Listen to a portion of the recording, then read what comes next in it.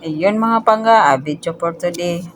Yan, magbibigay tayong konting tulong. Ayan po, binibigyan ko po siya ng biskwit yan mga pangga at isang delight. At binigyan ko na din siya ng tumbler mga pangga. Ayan po.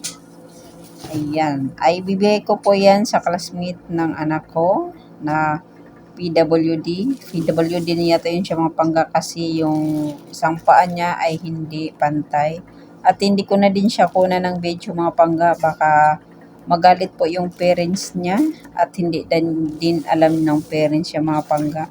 Alam nyo naman pangga para iwas gulo ba? Gulo talaga.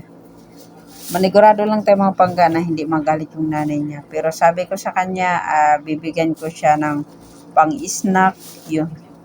Ayun, binibigyan ko siya ng biscuit dyan mga pangga. At mayroon siyang delight. Ayan. Basta una kong tingin sa kanya mga pangga, parang magaan yung loob ko sa kanya.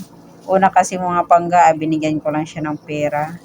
At yun mga pangga, at nagkaluwang-luwang tayo. At ayun, binibilhan ko siya na ngayon ng pang-snack niya. At kasama na din yung tumbler dyan mga pangga. At mayroon din akong biniling ubas at ibibigay ko din.